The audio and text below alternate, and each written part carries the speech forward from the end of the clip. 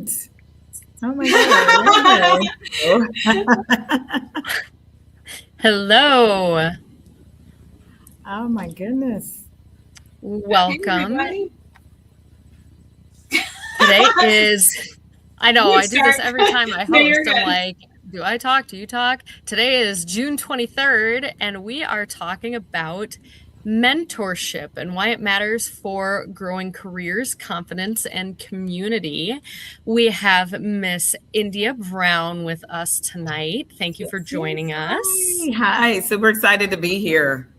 We're excited to have you. Tell us a little bit about yourself.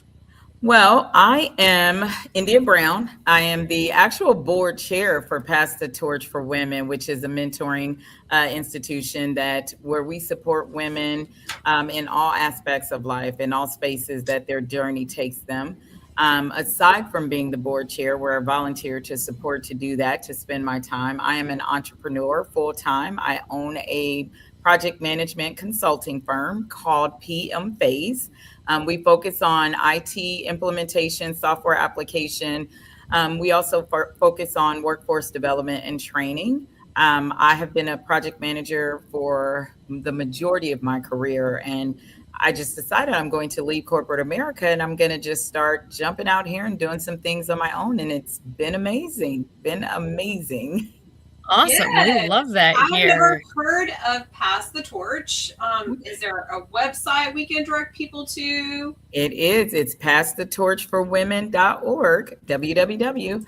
And they can go on and they can see all the things that we offer in terms of mentoring. We have different levels from our developing leaders to our developing professionals and what we call legacy leaders. Those are the leaders that are in the community that we've basically spoken with and created relationships with so that they can be mentors to the up and coming women that are going either into the workforce or becoming entrepreneurs. So our legacy leaders are the ones that have the years of experience, they've traveled the journey, and they're sharing their knowledge and expertise with the mentees that come in as developing leaders and developing professionals. We also have a college level where we call those our Project Grow young adults. So they are typically seniors in college. So they're about to go into the workforce and they are looking for someone to support them, not only as they go out there and get what I like to tell my daughter, her big girl job, that they're out there, they're being supported and making sure that they're able to ask for all the right things, whether it's I'm trying to navigate to get in and how does my resume look? What do I need to do? How do I present myself? How do I show up? So our Project Grow students span across the different colleges across Indiana. So we're so proud of that program because it's the one place where you truly feel like you're giving back to that next person that's going to travel a journey. Very cool. And that's kind of how it all got started, right? Was working Yes. with the college students. Okay. Working with the college students. Yep, they were the foundation of the program. And so our legacy leaders would work specifically with college students or entry level corporate young adult women that were into the space already. So they've graduated, now they're at their job. And then it was kind of focused on helping them to navigate through the space. But the foundation of it was let's catch them in college and on their way out. Awesome.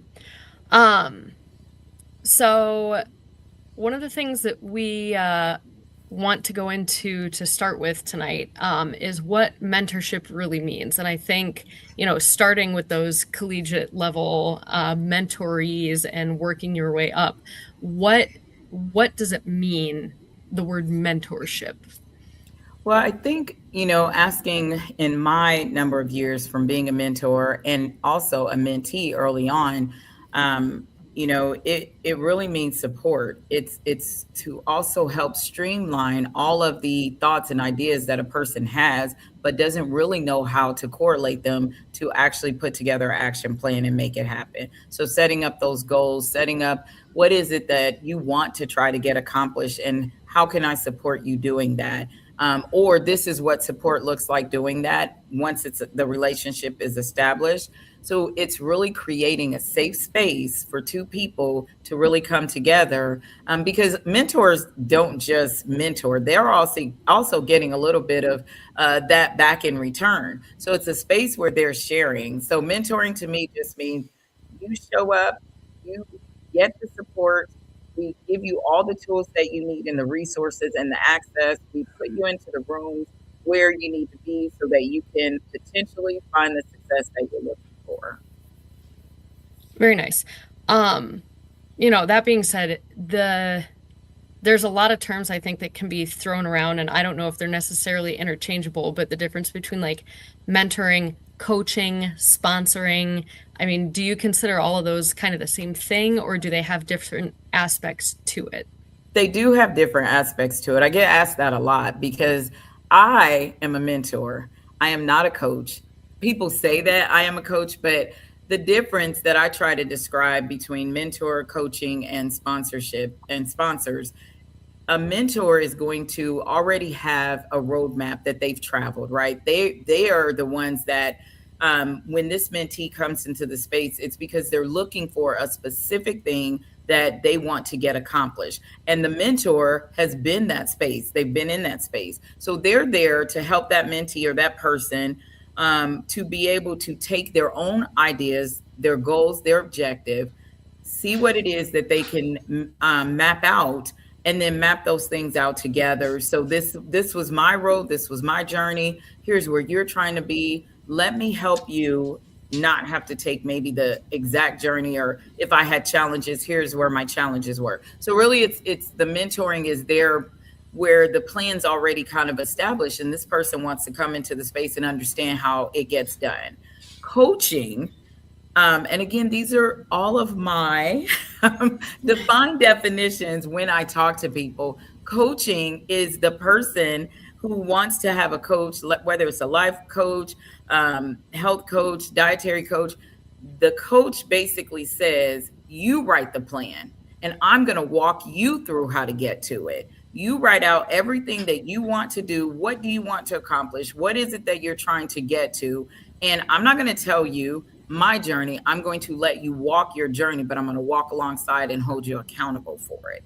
Mentors hold people accountable, but again, the coach is there to encourage and to support, and a plan that's already established by the person who's coming to them to say, you know, this is what I think I want to do. How do I get that done? Well, let's talk about how you get that done. Okay, these are things you should look at. These are the options that you want to focus on. And I'm just going to be here in the background to help push you along the way. And not that coaches can't be mentors. They definitely, the person can have that dual skill set. The descriptions are absolutely independent. You can be a mentor, and this is what the expectations are, and you can be a coach, and this is what the expectations are. So I always say that I'm a mentor because I think when a person comes into specifically my space, I need them to have a plan. I need you to already know this is what, or some version of what it is that you want to try to get accomplished. And then I'm going to share my journey with you, and we're going to see where these two pieces intertwine. And I'm going to mentor you along the way to get you there. The coach is going to say, you've got a plan. Let's get together, and I'm going to walk you through what you need to do.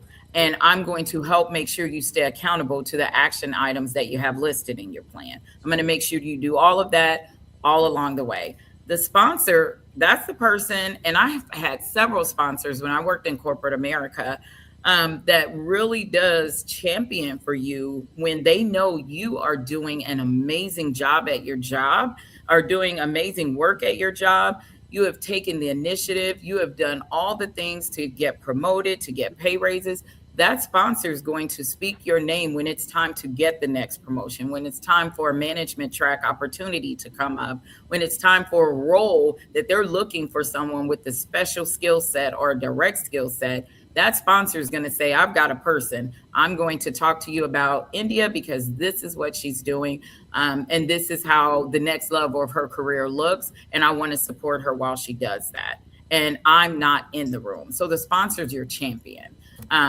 And you can have a sponsor in any space. I in the business world as an entrepreneur, I've met several sponsors who refer projects to me. There's a person, I like to say, I like to be Indianapolis's project go-to project management company, and I have sponsors in the space that know me and know my work that will speak on my behalf. So sponsors are those people, they're constantly championing for you, no matter what, whether you're in the room or not. I hope that helped. I no, that really helped. I love that you took all three and really broke down like what they mean and what they apply to, because I guess I never considered it from that point of view, Yeah. the difference between the three. But so as you know, we're the women of FWA. So many of our listeners actually work in the fence industry, manufacturing, installation operations, lots of leadership roles, but a lot of support roles as well. So what unique challenges do women face in skilled trades specifically, or traditionally male dominated industries? And that's a great one too, because I work in IT and I work in healthcare IT. So I work with a lot of architects, engineers, developers, and the majority of them are all male. So I can't imagine in the space that the women in that are in your industry, how they have to also face that same challenge. One of the things I think as women in a male dominated industry face is what I like to call their version of knowledge check. How well do you know what you think you know? And you're constantly getting challenged for not just, I'm here, I'm sitting at the table with you, but you're getting challenged with the fact that should you be at the table, you don't get the men, they don't get the same questions that we get when we're in a room and we're trying to direct or facilitate a meeting, or we're trying to give, maybe specs on something or talk about something within our space. The questions are more aligned to, well, are you sure this is what we need to do? Have you checked this? Are you sure? So those are what I like to call knowledge checks. Whereas the male version of me, they're going to give that same information and the guys are going to go, good job, that's great, we got it, let's move on, what's the next thing? I find the challenge is we then try to explain ourselves. So what I've learned over the years is I'm not going to explain it. Did you hear what I said? So go ahead and take that information and move on. And that's always my advice to all women who work in a space where men are the majority, because we are there also, and we didn't just so happen to get here. We're here because of the skill sets, right? So you're not going to challenge me with the questions that have the back end messages. So that is one of the things that I've, kind of one of the challenges that I've faced. And with mentoring, it allows me to feel secure in the fact that I can say, I'm not going to answer that question. Am I ready is not a question when I just gave you all the information to show you that I was ready. So having someone say to me, no is no, and we've all heard that. No is a sentence, period, end of discussion. Or I've said the statement, I've given you all the information, to ask me a question in return as if it's in doubt what I've said. I do not at all recommend anyone try to what I like to call, don't mansplain and don't woman. No, I agree with you completely, Lisa. Like, I feel like you and we both have a lot of confidence in our spaces because you grew up in it and I've done it for many years. So like, no is not a hard word. Yes. But I struggle with probably maybe imposter syndrome. How about you, Lisa? Mm-hmm. Oh, definitely. I mean, so India, I know you don't know my backstory. My degree is in music education, and here I am in, gate automation, manufacturing, and things of that nature. And even as confident as I am, and it's gotten better over the last 6.5 years that I've been here, but as confident as I am to be able to talk about our product and be in this space, there's still those times where I'll be talking about something. I'm like, is this even me speaking right now? Who is this person? Like, she kind of knows what she's talking about. Yeah. And it still hits me sometimes where I'm like, okay, I do know what I'm supposed to do here. I do have the confidence and the ability to be able to do this. I am supposed to be here. But sometimes, it takes a minute for that to set in. So Susan, yeah, the imposter syndrome even after being here, Hmm. is still very real and present. And I think that's one of the things about mentoring. Like, should I ever get, a mentor or a coach, that would be something that I would need the work on there is, having that imposter syndrome, and how do you walk into a room and just, this is what I have, this is what I'm Yeah. presenting, and here you go. And you're done. Yeah, no, I did have that, I think, early on. So my mentor helped me to find the gaps that created the imposter syndrome for me. So working in IT, there's a language difference with how you translate, the common words to from the developer to the client, and that gap was hard for me. So I'd be having conversations unsure if I'm saying the right thing. So I studied really hard. We worked together to identify the thing I wanted to really build up. That when I would sit in a meeting and I didn't have the words because I wasn't sure if I was having the right conversation, she's like, "Oh, okay." And that's where, the people in the room start to think, "Oh, well, does she know what she's saying?" So the imposter syndrome would be there. I'm a great project manager. I know exactly what I'm doing. I know all of the tools. This is an area where I'm like, oh, it's a little off for me. Let me study that. So she just helped me to close the gap, because then it would build up my confidence to have these conversations. But absolutely, imposter syndrome is so scary, and I wish it wasn't a thing. But I think it shows up in more than just your workplace. It could show up with family. It could show up in spaces where you enter to, and you're just like, am I supposed to be here? When Yeah. you are, yeah, you are supposed to Yes. be there. No, I agree. I love that, it's a term that was finally created because it didn't exist 10 years ago. Yeah, Like, nobody yeah. said that. No. But I definitely firmly believe in mentors. I have different mentors for different segments of my Mhm, life. mhm. They had to fit that kind of like, there's no one band-aid to solve all the problems, right? Yes, So yes. like this is my social media mentor, this is my, business mentor, this is my, how am I gonna organize it all because I don't have that gene or whatever the case Yes. might be.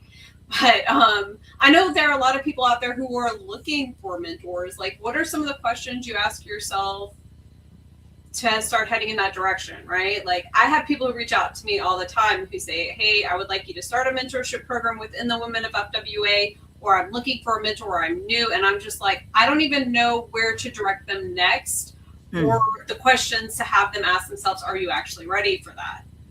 So I always say, because I get this a lot too, and the whole Pastor Torch group gets this whenever people approach us about mentoring.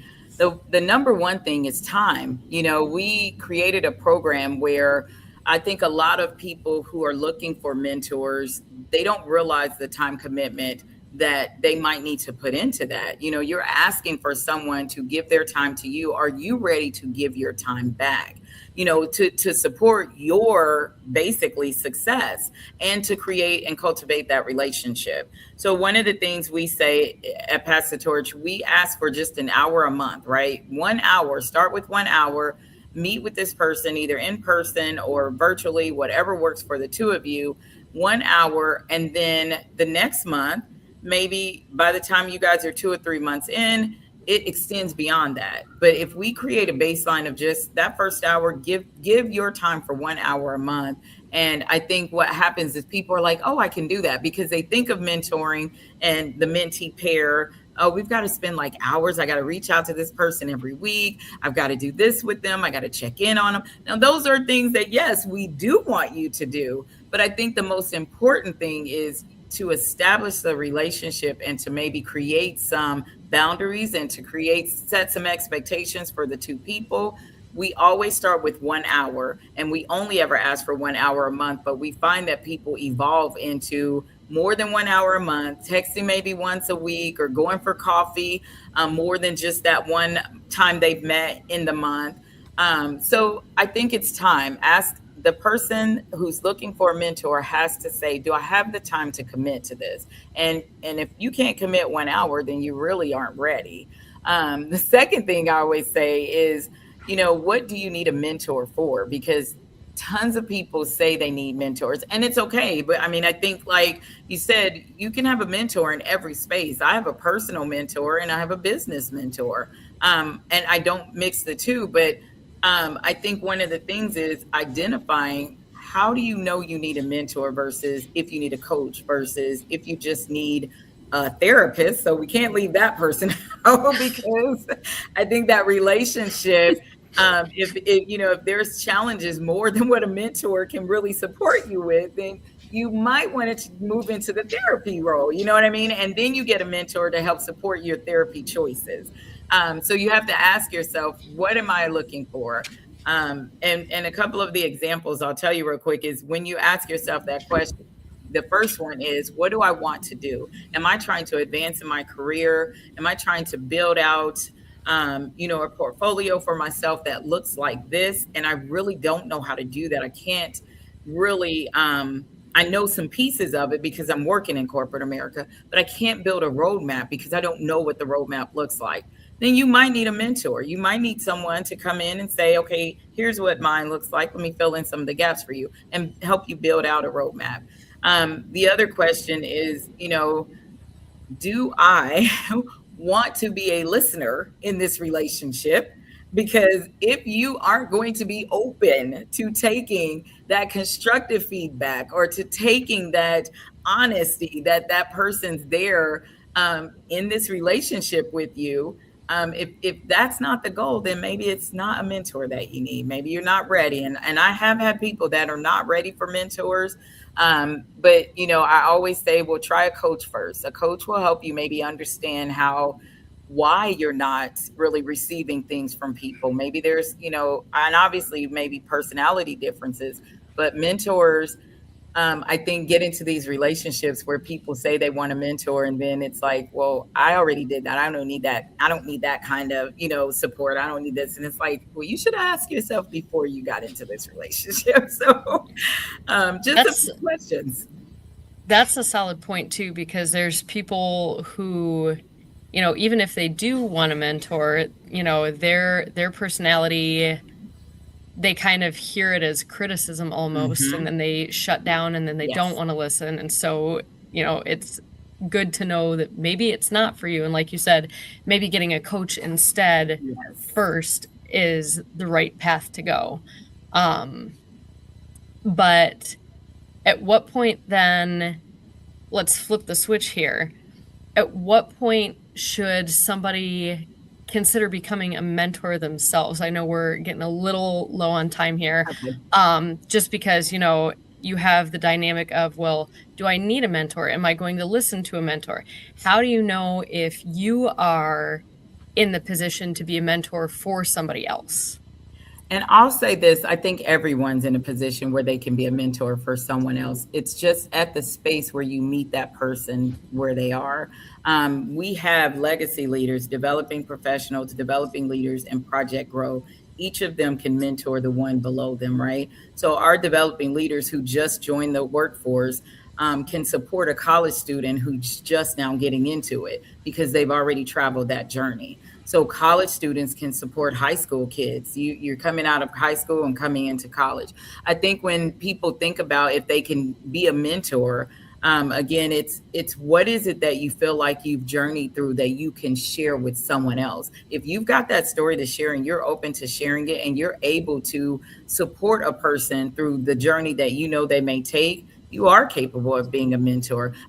We do have training though. We kind of walk you through and give you some of the steps that pass the torch so that you're not doing it blindly. But I do think everyone that has gone through and had a journey is capable of being a mentor. Girl, I love you so much. Like, you're so well spoken. Like, you made it clear and direct. There was no confusion in like your explanation of anything. I love this so much. Like, I Thank want you to come you. back on. I want to do a deep dive on something very specific that you're passionate about that'll translate to our industry. Like, I think you're amazing. Oh, thank you. I But appreciate it. that being said, we like to end every episode with what we call rapid fire. Okay. Uh-oh. And it's just the first question that comes to your head. Some of them are silly, some of them are serious. Okay. You want to go first, Lisa, or you want me to go first? I'll go first. Okay. All right. Really serious question here. Coffee or energy drink? Coffee. Are you late night or early morning? Late night, hate mornings. Yeah. This one is a little bit more serious, but real quick, best career advice you've ever received.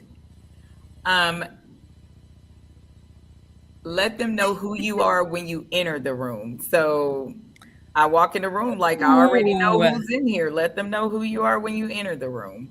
So, I and it was love good. that. You just let them know, hey, I'm here, and walk in. I'm here. I do too. I really love that. What is one leadership quality every woman should develop?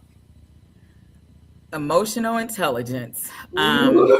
Yes, I did not. Goosebumps. Yes, emotional intelligence. Everybody's not the same, and you cannot treat them the same. And as a leader, it is our responsibility to know that. Wow, that's whew. All right, following that up with what's a book, a podcast, or a resource that you would recommend? Oh my gosh. Oh goodness. I I mean, think besides the Women of FWA podcast. exactly that's a great one. Oh my gosh. That's so hard. I read a lot of John Maxwell leadership books. I would recommend if you can't afford the course, go buy the books. It teaches everything from how to have common, relationships, conversations, to how to be the best leader and speaking and in all the spaces. Like he does it from A to Z. I love John Maxwell. So I've read all of his books and I have them mostly on audio. So if you're trying to be a leader in the space, I would definitely look at him. A To look at little sidebar on that. Have you taken his classes or I just have with the not. books? I always say Okay. when I become an adult, I'm going to take those classes when I grow up. Wow. So I have one final question for you. If you could leave our listeners with one message about mentorship and professional growth, what would it be? Um, we all need one. We all need support. We all need someone that we can express ourselves with without feeling judged, guilty, or like we don't belong. I would say make sure you find someone in your space who can give you all of those things. A safe space with your mentor means that you can be who you are no matter what. Girl, goosebumps again. Lisa, you're always in charge from here on out. I'm going to leave your website right here for everybody to check it out. Awesome. Is there anything you would like to? I'm gonna let Lisa close the show. No, this was Um, amazing. Thank you so much for inviting me. I love mentoring. So talking about it is a great passion of mine. Thank you so much for yeah. allowing me to do it. Thank you for coming on the show. And if you're interested in more information, please go check out passthetorchforwomen.org. Like I said, I've had a conversation now with Christy and now had a conversation with you on the show today.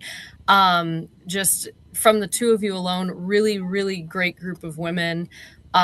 So for those of you in the fencing industry, if you are looking for mentorship, even though maybe it's outside of the industry itself, but that's not always a bad thing either, go check them out. And for anybody else watching that's not in the fencing industry, go check them out. But thank you so much for coming on the show today. This has been really wonderful hearing you speak. Like Susan said, very well spoken, very knowledgeable and very helpful about, looking on whether it's coaching or mentoring or sponsoring, things of that nature. Just very informative. I know it cleared up a lot of things on my end because I was clueless. So Good, good, good, good. I like little nuggets. As long as people can take something away, I love that. I appreciate it again that you ladies had me on. Thank you so much.